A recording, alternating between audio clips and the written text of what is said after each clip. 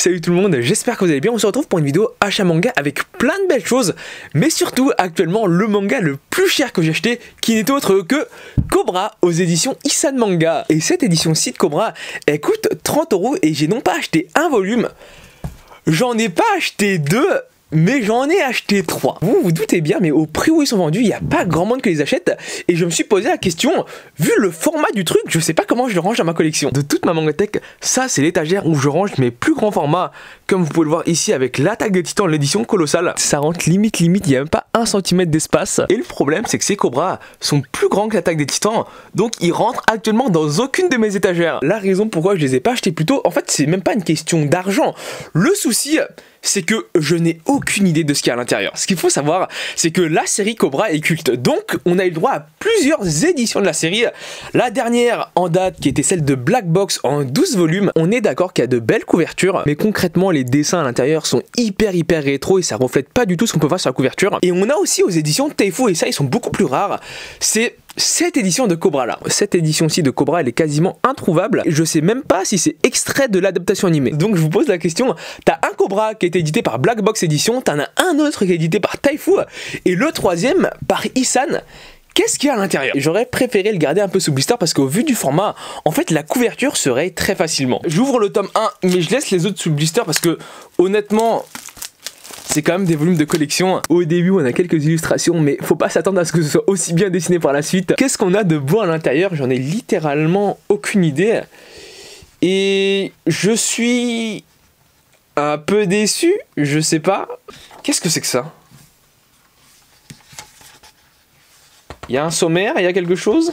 Le contenant du manga est sans doute plus beau que le contenu. On n'y retrouve dedans que ce genre de dessin numérique qui, à mon sens, est vraiment pas fou. Le format Isan est quand même beaucoup plus épais. Je vous laisse constater, je viens de retirer le blister et il y a déjà des marques et j'arrive pas à les retirer. Franchement, je sais pas si je dois être déçu ou non parce que j'ai pris un peu le temps de le lire et ça, c'est quasiment la même chose. Comme vous pouvez le voir, j'ai eu le malheur de dire que le format Isan avait plus de pages que le format Taifu, mais en fait la différence elle est pas si flagrante que ça. Quand on le regarde comme ça on pourrait dire qu'il y en a presque 2 fois plus, mais le truc c'est que les pages dans ce format là sont plus épaisses. Là-dedans j'ai environ 205 pages et là-dessus j'en ai 195. Faut savoir que j'en ai acheté 3, mais il y en a 7 en cours et si ils veulent reprendre tous les volumes dans ce format là, il y en aura en tout environ 14, ce qui fait 14 x 30, un peu plus de 400 €. Est-ce que ça vaut le coup?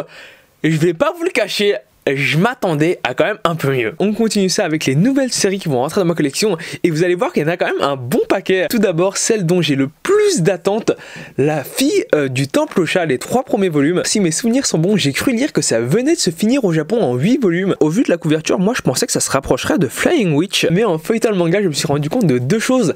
La première, c'est que la romance a l'air de prendre une place quand même assez importante, et la deuxième, l'auteur a un délire sur les fesses. Pour le délire un peu sur les fesses, je vous montrerai ça un peu après, mais moi je pensais que le manga se centrerait sur le personnage féminin. Après, honnêtement, le titre il porte un peu à confusion aussi. La fille du temple au chat, ça fait quand même énormément slice of life comedy. On se doute quand même que le dessin est plutôt bon juste avec la couverture, et voici la première planche. Vous comprenez un peu ce que j'ai dit, et la page qui suit est un peu en accord avec la première. Vous voyez un peu de quoi je veux parler. Me dites pas que je me fais des idées parce que quand on voit cette planche là, on n'a plus aucun doute. Un peu plus sérieusement par rapport au dessin, moi je trouve ça très bon. C'est pas trop garni, mais ça arrive à rester détaillé. En ayant rapidement pris connaissance du premier volume, j'en attends énormément de la série. Ce que j'adorais, c'est que ça parte vraiment vers de la romance, mais au vu de l'histoire, je pense que ça va plus partir vers du slice of life. Une autre nouvelle série que je me suis procurée dans la collection, qui est plus si nouvelle que ça, ce n'est autre que Gambling School Twin. Je pense que ça se remarque rien qu'au nom.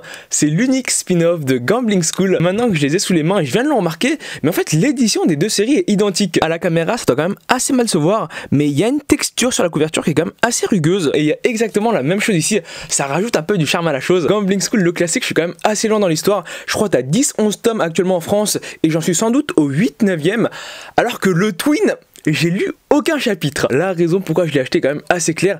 J'adore la main story, donc je me dis, vu que c'est le même scénariste, peut-être qu'il nous a pondu un truc de qualité. Les couvertures sont plutôt belles et le dessin du manga est clairement très bon. Alors je sais même pas s'il est pas mieux que le classique. Je vous laisse comparer les deux, mais moi j'ai une petite préférence pour celui-ci. Je m'attends pas à quelque chose d'incroyable non plus, mais la chose qui risque le plus probablement de me gêner, c'est qu'on ne retrouve pas le personnage principal du Gambling School classique. Pour ceux qui ne connaissent pas le manga, c'est lui. Alors il a pas un rôle très important, mais faisait toujours plaisir à voir. Là, est-ce qu'ils vont réussir à combler son manque? On a ensuite une nouvelle licence aux éditions Doki Doki. Mes voisins les esprits, les tomes 1 et 2. Quand c'est venu en France, j'ai eu l'occasion rapidement de feuilleter. Sur le dessin, c'était pas trop mal, mais j'ai vu le scénario, je me suis dit, j'attache pas trop au truc. Je vais pas rester sur un a priori, je vais acheter les 2 premiers volumes pour voir un peu ce que ça vaut. Et qu'est-ce que j'apprends quand je les achète? Que la série vient de se terminer en 3 tomes. On n'a pas besoin d'être devin non plus, mais rien qu'au nom de la série, on sait que ça parle de yokai. Le thème du yokai, c'est un truc qui est très ouvert, donc on peut faire énormément de volumes. Et là, tu me dis que le manga se termine en 3 tomes. Je vais pas être mauvaise langue, je vais les lire avant de donner mon avis, mais ça part pas vraiment du bon pied. Par contre, je trouve les couvertures vraiment très belles, colorées comme il le faut. Cependant, comme les Gambling School, la couverture a une texture très particulière qui la rend quand même assez agréable au toucher. Forcément, si c'est plutôt bien dessiné, c'est pas un chef-d'œuvre non plus et je suis pas un grand fan de sa mise en page. Le problème, ça vient sans doute un peu du scénario. Donc selon mon verdict sur les 2 premiers volumes, c'est quand même assez probable que j'achète pas le 3e. Deuxième nouvelle série que j'ai acheté et dont là aussi j'en attends quand même pas mal, c'est Murcielago, les 3 premiers volumes. Alors ça, de base, quand c'est arrivé en France, j'étais vraiment pas convaincu de la licence. Pour résumer la chose très simplement, ils engagent une criminelle pour chasser d'autres criminels. Le dessin en soi est pas mauvais, mais ça vole pas bien haut. Et là, la raison qui m'a poussé à laisser une chance au truc, c'est que en fait, faut savoir que ça en France, c'est 7 tomes déjà. Et qu'au Japon, ça fait plus d'une quinzaine de volumes. En plus de ça, il y a plutôt de bonnes critiques sur internet. Mais il faut savoir que selon moi, le nombre de volumes, c'est quand même un gage de qualité. C'est pas une vérité générale parce que t'as plein de très bons mangas qui sont des séries courtes. Mais quand t'as un certain nombre de volumes, ça veut dire qu'il y a quand même un public qui suit. Et ça attire ma curiosité. On poursuit avec une nouvelle série courte aux éditions Ototo qui s'est terminée en 2 volumes. Rascal Does Not Dream of Bunny Girl Senpai. J'ai pas grand chose à dire dessus. C'est le manga qui reprend le premier arc de l'adaptation animée. Je vous laisse constater par vous-même. Franchement, je trouve que c'est plutôt bien dessiné. Même sans avoir lu le tome 2, je suis sûr à 100% que ça reprend exactement le même scénario que l'animé. Après, en soi, j'avais adoré l'adaptation. Donc, forcément que je prends le manga, surtout qu'il est pas si mauvais que ça. Et ensuite, un manga que j'ai acheté un peu sur un coup de tête, mais en soi, c'est pas plus mal. Faut se laisser surprendre.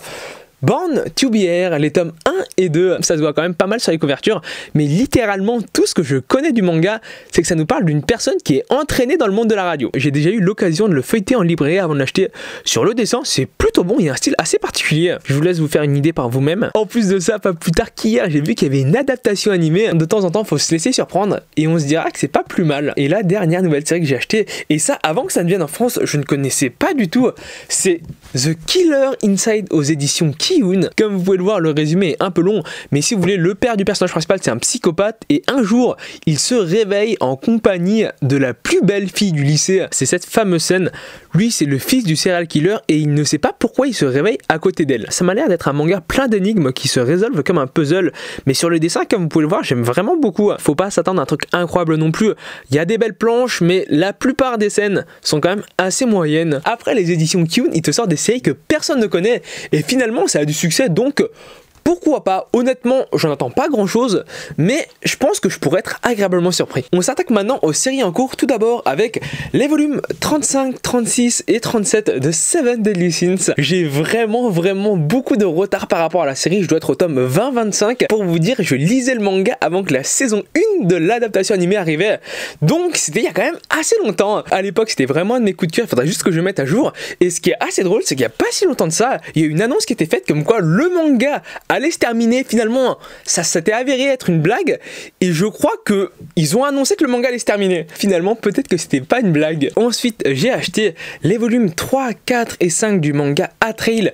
Ça, je les ai lus il y a 2-3 jours, et je vous en parlerai dans la vidéo lecture, mais ça m'a énormément déçu. Alors actuellement, il y a 5 volumes en France. Il faut savoir que le 6e tome sera le dernier, et j'en attends quand même énormément, j'espère qu'il va rattraper le coup. Je vais pas rentrer en détail ici, mais au début, j'étais quand même assez hypé. Dans le tome 2, je me suis dit, ok, ça va. Le tome 3, je suis mitigé.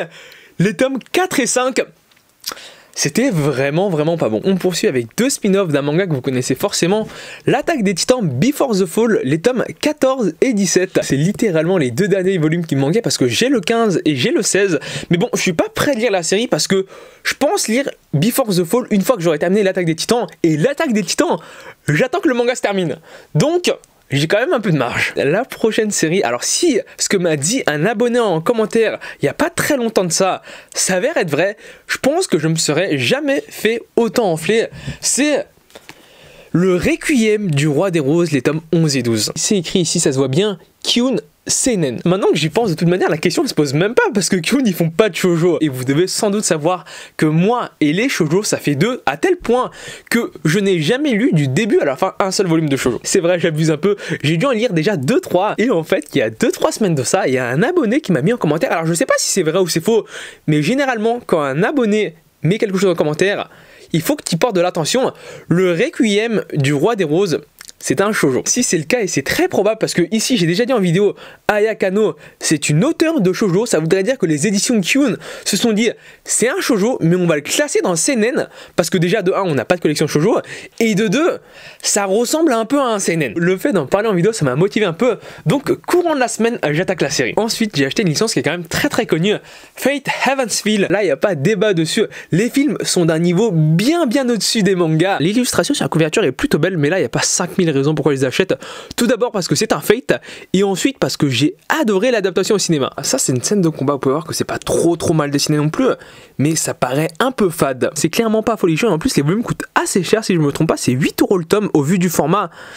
Ça pique un peu. Et les 3 derniers mangas de la vidéo, il y a tout d'abord le dernier volume, le 18e de Barakamon. Quand je le re-regarde, le dessin est vraiment pas foufou. C'est clairement un peu comme Fate, j'achète le manga parce que j'ai regardé l'adaptation, mais là le gros bon point ici, c'est que ça va beaucoup plus loin. Le 17e et dernier tome du manga Remember. C'est drôle, mais ça aussi on m'en a parlé en commentaire très récemment.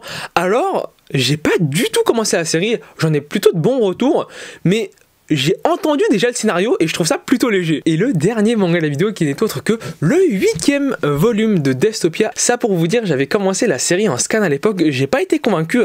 Un jour, l'occasion est tombée d'acheter les 7 premiers volumes pour pas trop cher. Je me suis dit, il me reste que le 8e acheté.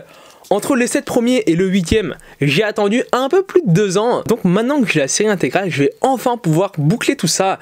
Même si je pense que le scénario s'améliore pas tant que ça par la suite. La vidéo se termine ici, j'espère qu'elle t'a plu. Alors je suis toujours mitigé par rapport au Cobra parce que 90 € les 3 tomes, ça fait quand même un peu mal. En tout cas, si c'est le cas, n'hésite pas à t'abonner, c'est le plus important.